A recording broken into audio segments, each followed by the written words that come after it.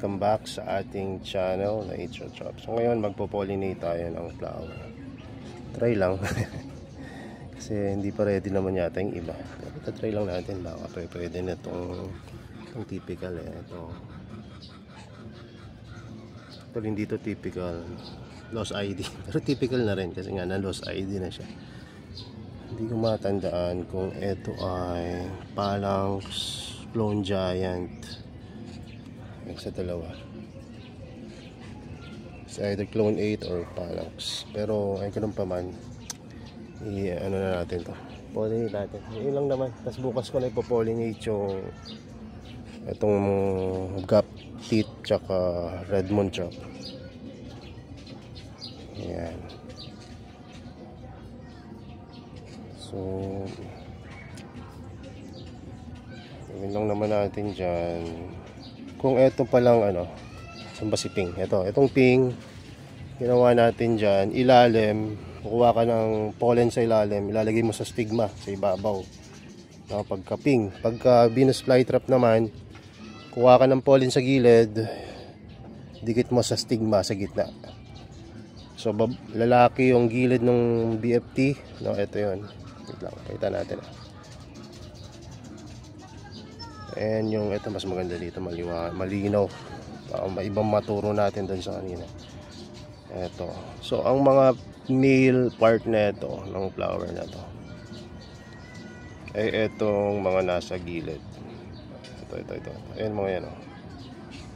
Ang female part niya itong pinakagitna. Ayan. So ang gagawin natin, gilid tas gitna. Ayan yung rules sa BFT, no? Pag BFT yung pinopollinate nyo. Ang pagkakaiba lang, pagka BFT ay kailangan yung hintayin na maging receptive yung female part niya or stigma niya para nga ma-pollinate siya, no? So since first time natin tong gagawin to, ginawa ko na rin to dati pero failed dahil iniwan ko sa labas So hinangin-hangin na tuyo, mabilis na tuyo, hindi nakapag-form ng seeds. So ngayon pinasok na natin. So saan ba yung growing area natin? Medyo may lilim kaunti at may plastic pero gilid lang yung plastic. Itong nandito, ayan, open na yan. So medyo mainit pa rin, hindi siya talagang high humidity. Tapos pala, pagka may flower na at gusto nyong i-pollinate yung flower ng BFT nyo, huwag nyong didiligan. Huwag kayo magtatap watering na mababasa yung flower. Dito lang kayo magtatap watering sa bandang halaman. Matataas naman tong mga flower na to, kaya pwede nyong hindi matamaan pagka magdidilig kayo Gusto nyong i-water tray nyo. Pero ako talaga, bihira ako mag-water tray na ngayon dahil ayokong mag-ipon or magkaroon ng mineral build up yung aking medium. Anyway, ngayon mag-harvest na tayo ng pollen. Unahin natin na harvest nito. Ang ganda ng pollen na itong yung kapal ng pollen nyo. Yan, meron tayo nakukuha ng pollen. Yan, tingnan nyo. Itim kasi tip natin kaya may nahuhulog So ngayon kuha tayo dyan dito lagay naman natin dito sa ating Redmond trap. Sabi mo sir, typical lang. Kuha tayo doon sa kuha tayo sa gap teeth. Lagyan na natin dito yan.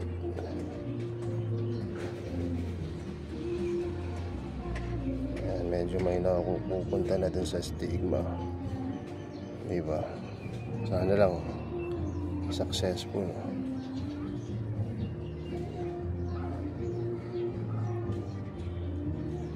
May mga pollen na nakikita nyo ba ito? Wait, hanap lang yung camera natin. Ayan yung parang mga ano ba yan? Spider mites dulo. Ayan yung spider mites pa talaga kinumpara. Ayan yung pollen nya. So lalagay naman natin dito sa typical. Hindi tayo kukuha ng pollen dito sa typical kasi ayaw natin na mabahira ng typical tong gap teeth natin. Pero itong typical, lagyan natin ng gap teeth. Ayan. Hindi nyo pala kita. Ito.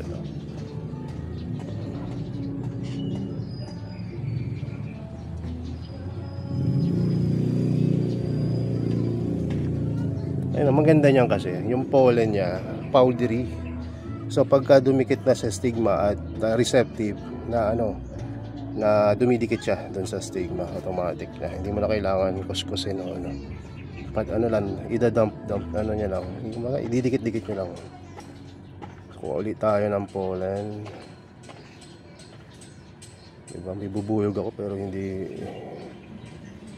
yun yung ginagamit ko pang pollinate. Kasi sinarado ko na nilabas ko na yung mga bubuyog ko So dito hindi pa nabukas to.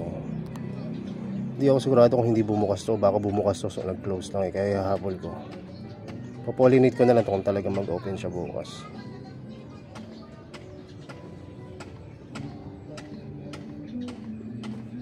Yun.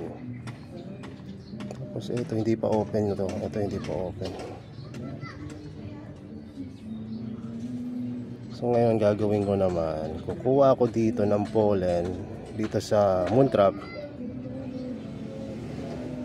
Yun may nadikit to. Ilalagay ko naman dito sa gap teeth.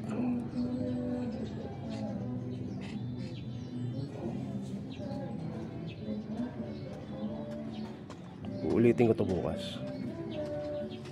Ayan, so isa pa.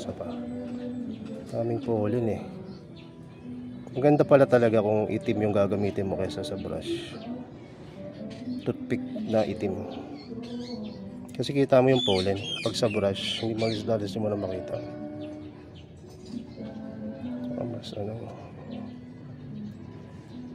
Mas direct mong may nailalagay yung pollen kaysa sa brush, parang chance ito direkta. Ayun, dami pollen